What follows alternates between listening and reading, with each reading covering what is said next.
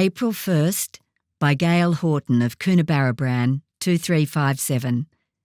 Narrated by Janine Penfold. April 1st, 1950 was the date of the Australian Women's Weekly that I found tucked in the bottom drawer of memorabilia. The significance of the magazine being it was the week of my birth, and my mother had carefully saved it. What a find! The frenzy of cupboard cleaning and downsizing now forgotten. I carefully pored over the fragile pages. What an insight into publishing 75 years ago. Physically, it was big in size. Tabloid, it was called. Very cumbersome, with 60 pages. There was no table of contents, and the editorial was on page 18. Not at the beginning of the magazine, nor mention of who was the editor at that time. The magazine was not glossy, although colour was used. The age of the magazine made the paper brittle and yellowed.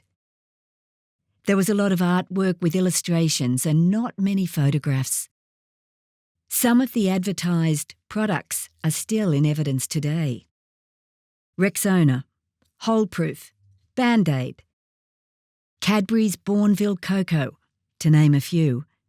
Some have been lost in time. Ipana, President Refrigerator, Velmol. The recommendations sold the products, not perfect models flashing perfect features and cleavage. Some advertising of products was disquieting, reporting scientific evidence. One claimed that diabetes was a psychosomatic illness. Events around the country were reported. It was the Royal Easter Showtime, so rural events were prominent. The reports featured everyday people. Few reports or articles of Hollywood stars. A serial, this week was part 4 of 6 parts, ensured continued purchase of the magazine, and at 6pence, 5 cents, this was within household budgets. There were a lot of stories, frustrating to get to the end of the page and discover, to be continued on page XXX. I was constantly flipping back and forth. These stories were quick to read during the week, in an era when the wife was at home as a homemaker with labour-intensive tasks. The stories could be read between tasks.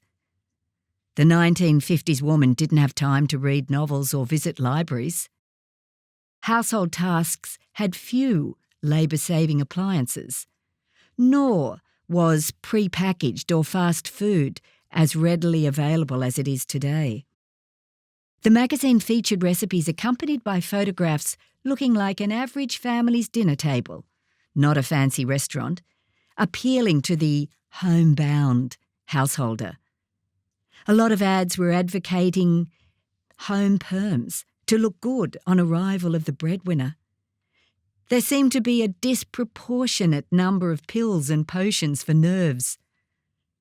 I think being forced home with then workplace policies would be enough to send anyone into nervous collapse. I thought of my 4th grade teacher, Miss Lang. The Friday before her wedding was the last day we saw our much-loved teacher at Guildford Primary School. Marriage brought instant dismissal. The only married women allowed to work then were widows. Divorcees were pariahs, not to be employed.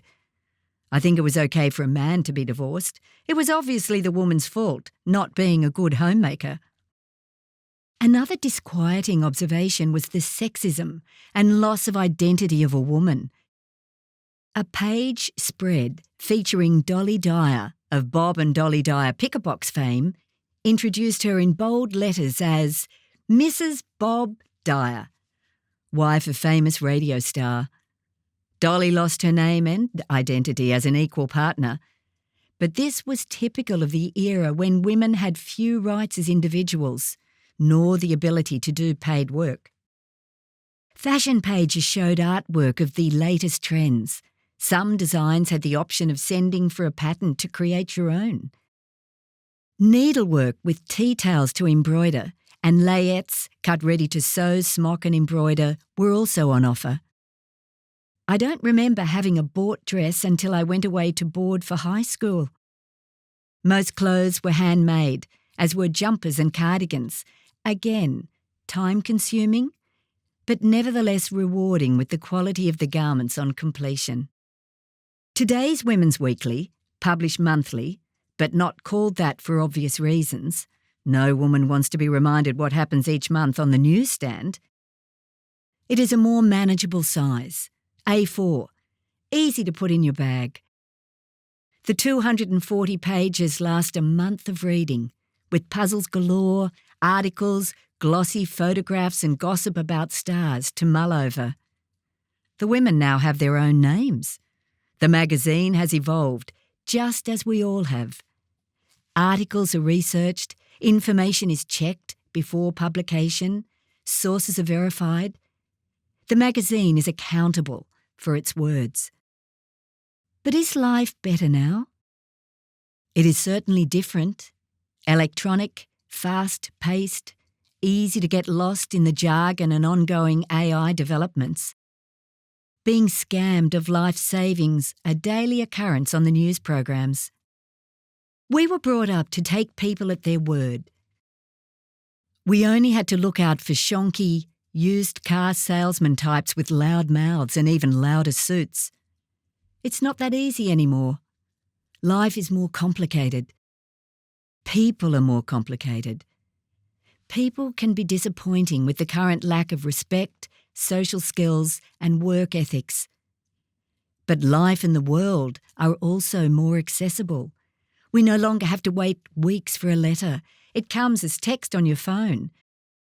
And seeing a loved one on your phone means no missed events, even if they are on the other side of the country or even in another country.